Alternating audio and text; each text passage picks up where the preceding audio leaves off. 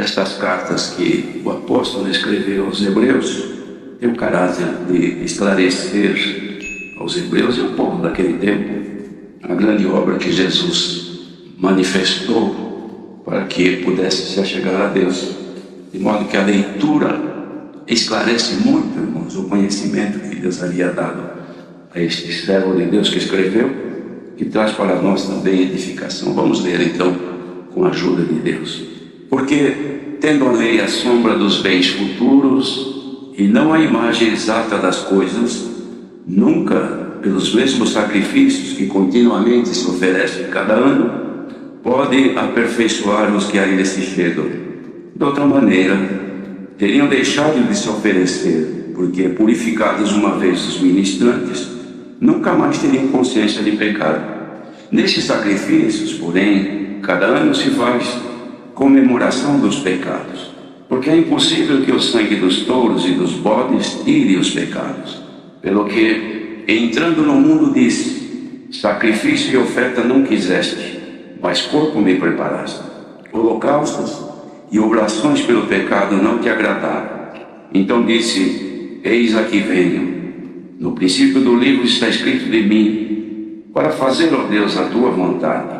Como acima diz: sacrifício e oferta e holocaustos e oblações pelo pecado não quiseste, nem te agradaram, os quais se oferecem segundo a lei.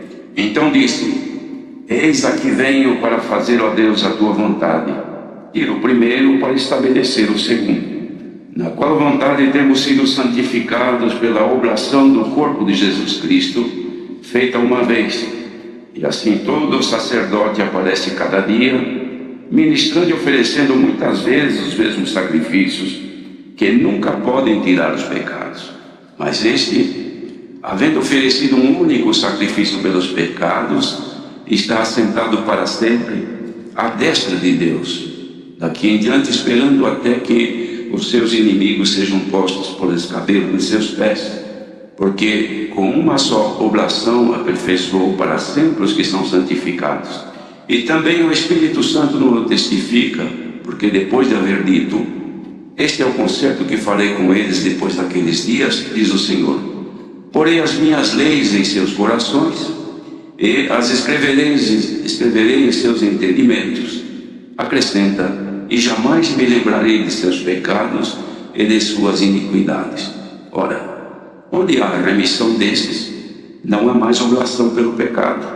Tendo, pois, irmãos, ousadia para entrar no santuário pelo sangue de Jesus, pelo novo e vivo caminho que ele nos consagrou, pelo véu, isto é, pela sua carne, e tendo um grande sacerdote sobre a casa de Deus, cheguemos-nos com verdadeiro coração, em inteira certeza de fé, tendo os corações purificados da má consciência e o corpo lavado com água limpa.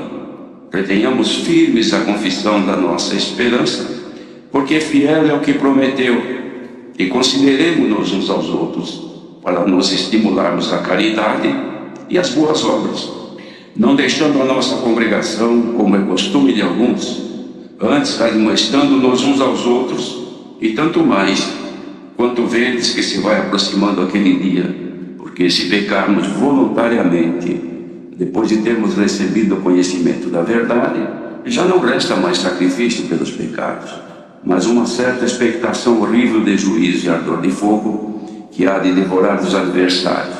Quebrantando alguém a lei de Moisés, morre sem misericórdia, só pela palavra de 2 ou 3 testemunhas. De quanto maior castigo cuidai vós, será julgado merecedor aquele que pisar o Filho de Deus, e tiver por profano o sangue do testamento com que foi santificado, e fizer agravo ao Espírito da graça, porque bem conhecemos aquele que disse: minha é a vingança, eu darei a recompensa, diz o Senhor. E outra vez, o Senhor julgará o seu povo. Horrenda coisa é cair nas mãos do Deus vivo. Lembrai-vos, porém, dos dias passados em que, depois de seres iluminados, suportastes grande combate de aflições. Em parte fostes feitos espetáculos com vitupérios e tribulações, e em parte fostes participantes com os que assim foram tratados. Porque vos compadecesse dos que estavam nas prisões, e com gozo permitistes a exploração dos vossos bens, sabendo que em vós mesmos tendes nos céus uma possessão melhor e permanente. Não rejeiteis, pois, a vossa confiança, que tem grande e avultado galardão, porque necessitais de paciência para que, depois de haver desfeito a vontade de Deus, possais alcançar a promessa. Porque ainda um pouco cheio de tempo, e o que há de vir virá e não tardará. Mas o justo viverá da fé, e se ele recuar, minha alma não tem prazer nele. Nós, porém, não somos daqueles que se retiram para a perdição, mas daqueles que creem para a conservação da alma. Glória a Deus. Então, irmãos, o servo de Deus fez aqui uma comparação, um embasamento para os crentes daquele tempo, porque eles haviam sofrido muito, já estavam em período de perseguição, a obra havia crescido, Deus havia chamado já um povo em muitos lugares, muitas nações, onde ia um pequenino do Senhor, ali se formava um pequeno grupo de crentes, e entre os crentes também aqueles que traziam consigo as tradições judaicas pela lei de Moisés. Eles tinham certa dificuldade em admitir Jesus como sendo o Filho de Deus, ainda que crendo, mas por causa da força da lei que eles traziam consigo por tradição, eles sentiam essa dificuldade.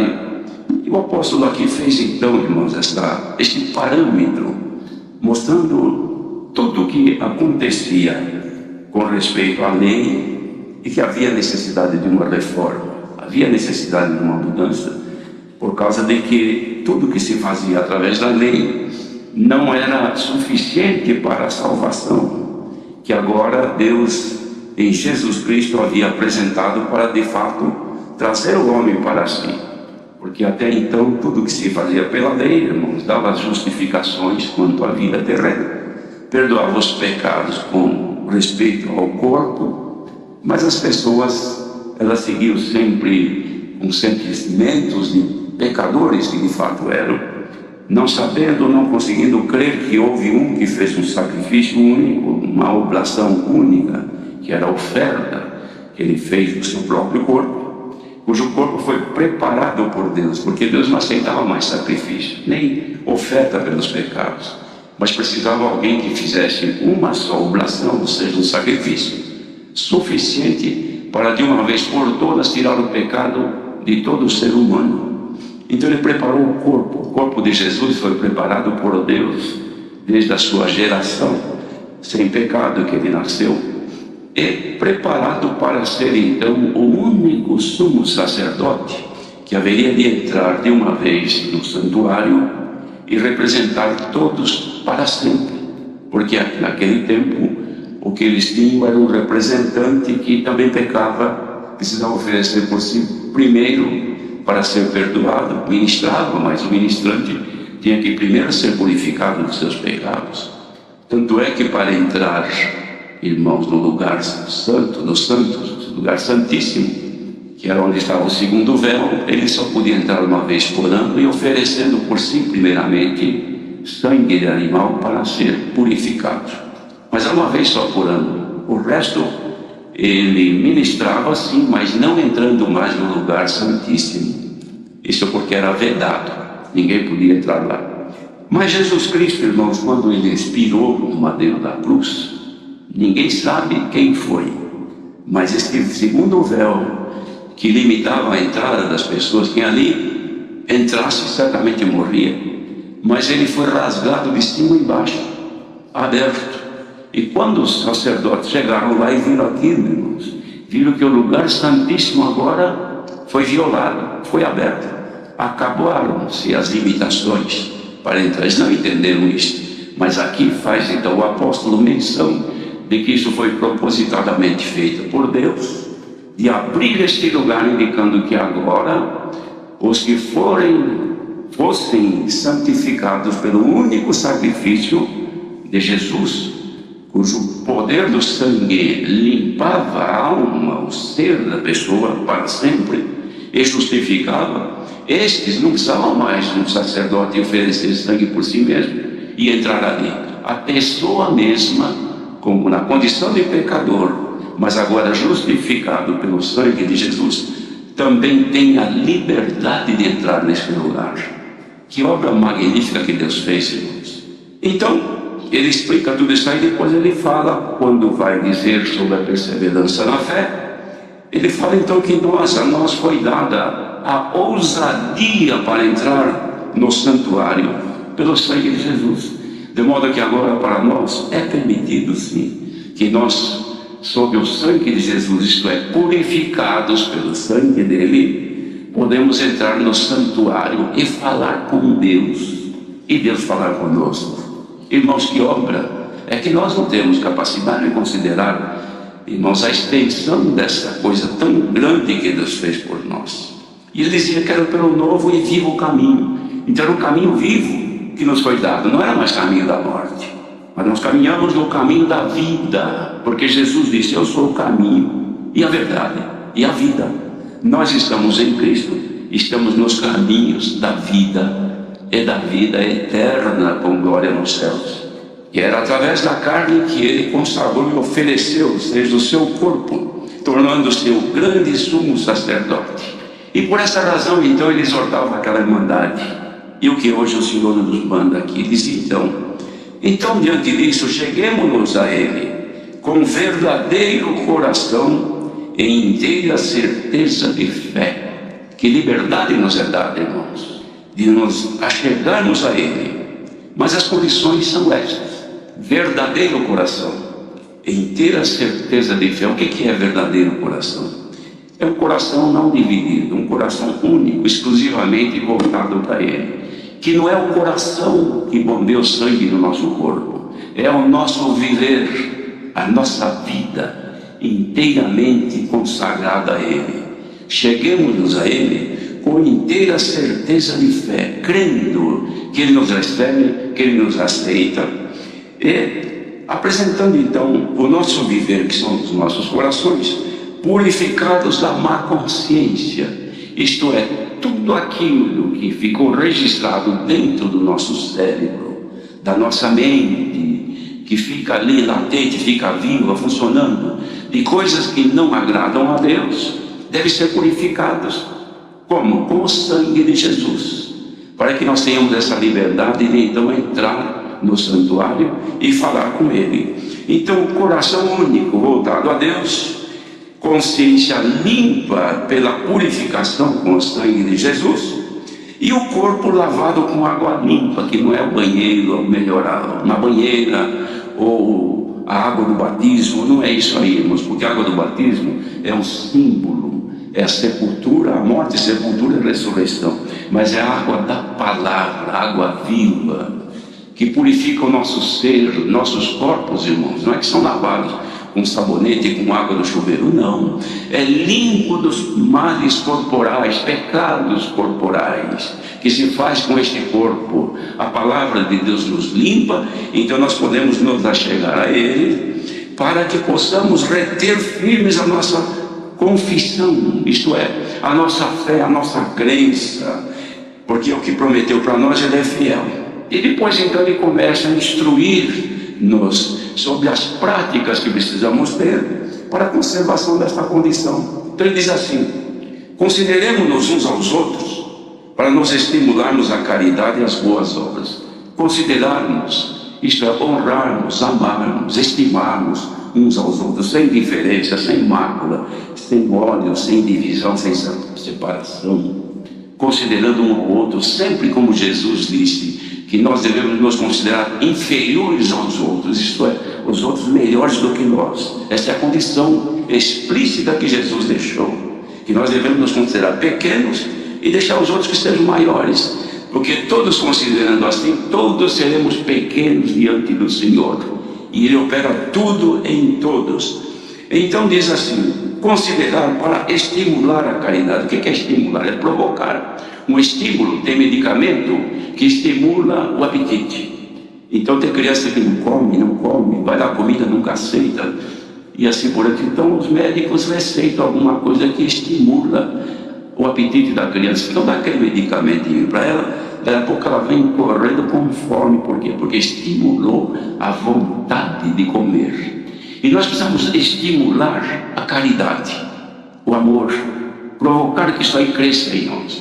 O que não deve acontecer é de acabar o amor, acabar a caridade, acabar a consideração nos nossos irmãos. Então nós ficamos exclusivos e sozinhos, já não estamos mais unidos, porque não amamos mais. Mas quando nós estimulamos, nós buscamos, nós consideramos, nós meditamos na bondade, na misericórdia, no amor de Deus, então esta caridade começa a evoluir em nós, irmãos. E a caridade é dom supremo da igreja, não pode faltar em nós. E as boas obras, estas coisas aparecem pelo estímulo que nós provocamos, considerando-nos um ao outro, amando-nos uns aos outros. Então estas qualidades aparecem em nós. E ele exortava assim também, não deixando a nossa congregação, como é costume de alguns, antes admoestando-nos uns aos outros, e tanto mais quanto vedes que se vai aproximando aquele dia, ou seja, os dias difíceis.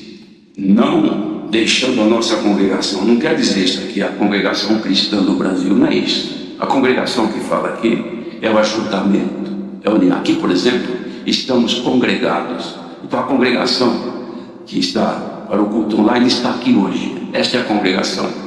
Quem deixa, ele exortava, a congregação, eram aqueles que se afastavam, que não se uniam mais, perderam a caridade, não tinham mais por que estar amando, unindo. Cada um vai para o seu canto. Está escrito, busca seu próprio desejo aquele que se separa. Ele insurge-se contra a verdadeira sabedoria. Nós temos nesses dias muitos que se separaram, que se afastaram, que se distanciaram, buscaram o seu próprio desejo. E diz a palavra, estes insurgem-se contra a verdadeira sabedoria. Quem é a verdadeira sabedoria? Jesus, o Filho de Deus. Insurgir-se contra ele é o que fez Paulo, que era Saulo, quando estava no caminho de Damasco. Ele estava contra o povo de Deus, para prender, para executar. E ele estava animado nisso. E Jesus apareceu para ele. Jesus estava no céu já, o Filho de Deus, mas apareceu com a sua glória no caminho de Damasco. E quando ele viu aquela luz mais forte do que o sol, e ele olhou e caiu da sua cavalgadura, e o Senhor Jesus falou com ele, Saulo, Saulo, por que me persegues? Quem é, Senhor? Eu sou Jesus, a quem tu persegues. Duro é para ti recalcitrar contra os aguilhões. Aguilhões são a palavra de Deus. A palavra é Jesus Cristo. Insurgir-se contra a verdadeira sabedoria é tornar-se inimigo de Cristo. Quem separa-se da comunidade, da união, de congregar, de buscar, separou-se, distanciou-se. Não, agora eu vou reunir eu e minha família. Agora, aqui na minha casa, eu não preciso mais congregar, não preciso mais disso, não preciso mais daquilo. Separou-se, buscou o seu próprio desejo. E não sabe que está deixando, irmãos, a congregação é o corpo, é a igreja, é o corpo cuja cabeça é Jesus Cristo. Cada um é um membro. Se cortarmos um dedo nosso, a mão fica defeituosa, não é assim, irmão? Não nasce outro dedo, porque ficou faltando aquele membro. Quando uma pessoa se aparta, irmãos, ele danifica o corpo, ele dilacera o corpo, que é a igreja. Mas bem-aventurado quem está unido com Cristo, sofre, padece, chora, mas persevera na fé. Bendito seja Deus. Às vezes é humilhado, desprezado, porque isso acontece, é próprio do ser humano. Não é mais considerado como era, não é mais honrado como era, não é mais lisonjado como já foi no passado. Agora está aí, ninguém sabe mais que existe, mas ele não precisa que saiba que ele existe. Ele precisa estar ligado com Cristo e congregar e ouvir a palavra, porque a palavra é mandada à igreja, ao povo, e bem-aventurados são aqueles que estão unidos na fé. Isto é para conservar, irmãos, a força de servir. E falando em conservar a força, eu vou ler no lugarzinho que está aqui. Efésios, no demais, me lembrei agora. No demais, irmãos meus, fortalecei-vos no Senhor e na força do seu poder, porque a gente enfraquece. Agora, fortalecer, o poder está em nós. Um ancião, ele tem o poder do dom que está nele e do ministério que lhe foi confiado.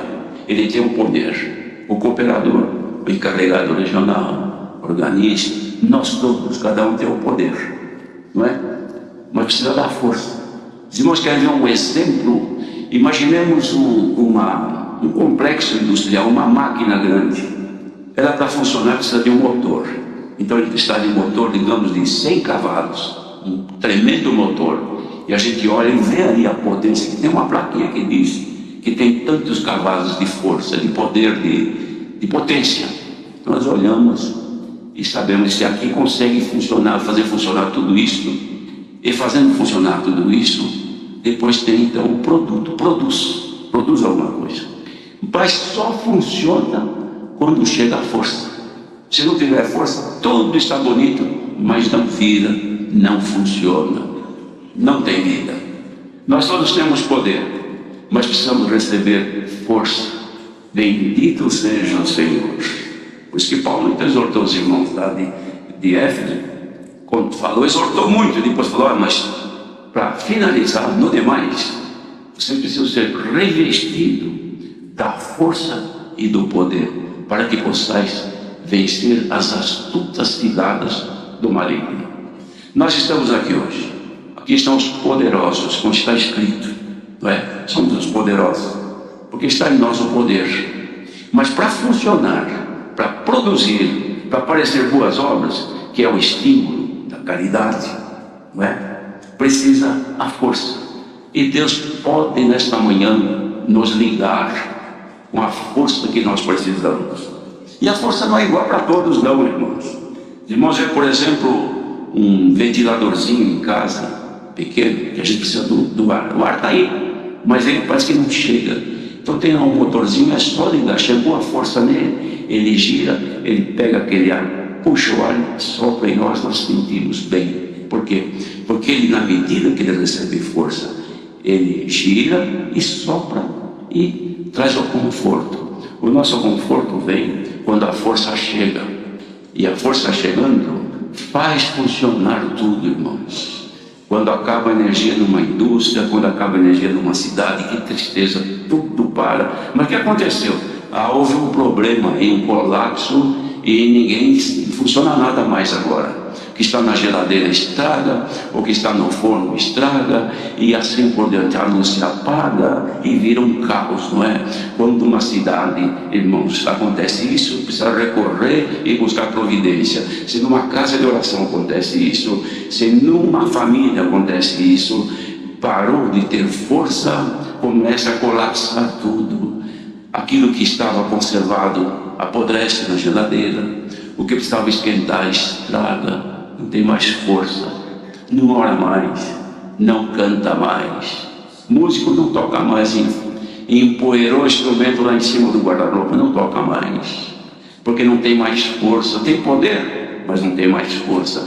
Queridos irmãos, se houver algum lugar que o colapso entrou, as virtudes acabaram, e o Senhor está mandando esta palavra, poderoso é o Senhor para religar, irmãos, e fazer a força chegar, e com o poder que está em nós, tudo volte a funcionar. Volta a cantar, volta a glorificar a Deus, volta a servir a Deus, volta a pregar a palavra com virtude, volta a ungir e Deus fazer a obra, volta a expulsar o maligno, ele vai embora. Por quê? Porque chegou a força. E agora, reunidos aqui, que desça dos céus a força de Deus. Santo é o Senhor. Quando chega a força, irmão, chega a vida. As pessoas, como chegou a luz, criançada corre, as pessoas ficam tudo contentes. Vai lá, liga. Tem gente que desliga tudo de medo de chegar a força e queimar tudo. Mas aqui pode chegar a força que não vai queimar nada. Ao contrário, se alguma coisa não está mais funcionando na tua vida, receba agora a força que está descendo dos céus. Funciona, irmão, a fé no teu coração, a humildade aí que não funciona mais. Santo é o Senhor. Reunidos em paz, estavam os discípulos esperando. O que aconteceu? De repente tinha poder, porque o Senhor revestiu eles de poder, mas não tinha força, não virava nada ainda. Mas de repente a força chegou ali. E o que aconteceu? Irmãos, a vida chegou. Já Pedro levanta e começa a pregar a palavra, porque chegou a força. Irmandade, está chegando a força agora. Comece este ano com força. Caia a fraqueza por terra. Receba a força do Espírito de Deus. E vamos estimular, irmãos. O estímulo faz aparecer. O Senhor está estimulando agora. Os irmãos sabem que atrito gera calor. Se pegar, por exemplo, um pedaço de madeira e esfregar na outra, vai esfregando, vai atritando, esquenta e pega fogo. O Senhor está fazendo um atrito aqui no coração frio, coração desligado. Quem não canta, não dá mais glória a Deus. Não tem mais, veio aqui por curiosidade para ver como é que é um culto aqui. E o Senhor toma o teu coração e vai esfregar, esquentar, até que pega fogo, até que a virtude te tome. Não saia daqui crente desanimado, mais para lá do que para cá, mas com esta força que desce do céu. Levante a tua cabeça e diga: Senhor, eu quero conservar a minha esperança e não quero recuar. Sabe que tem alguém aqui nesta manhã ouvindo que está recuado, está para trás da multidão? Corra, o Senhor te chama, vem depressa, que ainda há tempo de seguir a multidão, a congregação dos justos. Bendito seja o Senhor. Olha, irmãos, nós sempre esperamos progresso. Até se fôssemos contar nesses dias quanta gente que falou feliz ano novo, próspero ano novo com saúde, ano novo com isso, ano novo com aquilo. A gente ouve tudo, mas sabe que é conversa que entra por aqui, sai por aqui, não quer dizer nada, não muda nada, não é? Apesar que a pessoa fala com prazer, abraça, até beija, feliz ano novo, prosperidade, progresso. Hoje é a palavra que está chegando, e a felicidade que ele anuncia é outra. É no teu interior, é aquela que faz sumir de ti esse desgaste, esta queda que você está, que não tem mais força. Hoje esta força chega dos céus. O que estava emperrado, enferrujado, volte a funcionar em nome do Senhor Jesus. Quem cantava por um costume, cante com virtude. Quem orava por uma obrigação para não perder o costume, ore com virtude. Quem congregava por um dever para não ficar ruim, para ninguém reparar que você já está desligado, seja religado agora, porque chegou a força de Deus. Olha, irmãos, é tão bom, até atender o culto com essa virtude aqui, mas é uma maravilha. Estamos pregando, estamos sentindo que a força está descendo. Nós sentimos, irmãos, como os irmãos sentem. Os irmãos não estão, eu estou escutando aqui, aleluia, glória. O que é isso? É força que está chegando. Deixa-te encher, glória ao nome do Senhor. Estar aqui revestido da força e do poder de Deus, e ousadia para entrar no santuário. Agora já dá, irmão. Acendeu a luz, porque a força chegou. Irmã, acendeu a luz, as trevas foram embora. Entra no santuário agora. Bendito seja o Senhor. E você vai ver coisas maravilhosas, porque lá dentro do lugar santíssimo tinha coisa que ninguém podia ver.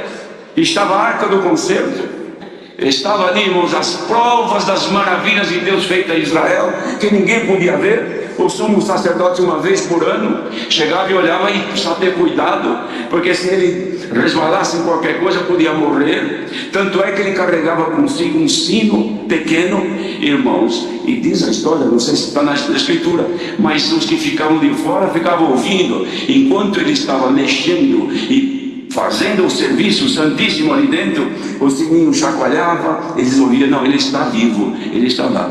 Porque se ele resvalar e cometer alguma coisa, o sininho não toca mais. É porque ele não aguentou, ele morreu lá dentro. Porque a potência de Deus lá era muito grande. Mas agora, irmão, tu podes entrar. Não precisa levar um sinozinho contigo por medo de morrer. Não, o Senhor te diz agora pela palavra que Ele está com os braços abertos. Acheguemos-nos ao Senhor, entremos no seu santuário. Bendito seja. Olha, irmãos, quando a pessoa entra no santuário de Deus, a nossa oração ela flui, ela sai da nossa boca, e quando a gente vê, passou 15, 20 minutos, meia hora, uma hora, até mais, ajoelhado ali. Por quê? O que estava clamando tanto? Estava dentro do santuário, estava falando com Deus. Bem-aventurados são aqueles que hoje descobriram o caminho do santuário. E qual é? Coração limpo, consciência purificada do mal, corpo lavado na água limpa, força do alto. Aí dá para entrar. Se isso aconteceu conosco, hoje fica aqui aberta essa condição. Dá para entrar no santuário, irmão? Irmãs, pode entrar no santuário? Achou condição? Então entra, fale com Deus e Deus ouvirá o teu falar. Deus seja louvado. Vamos agradecer a Deus em oração.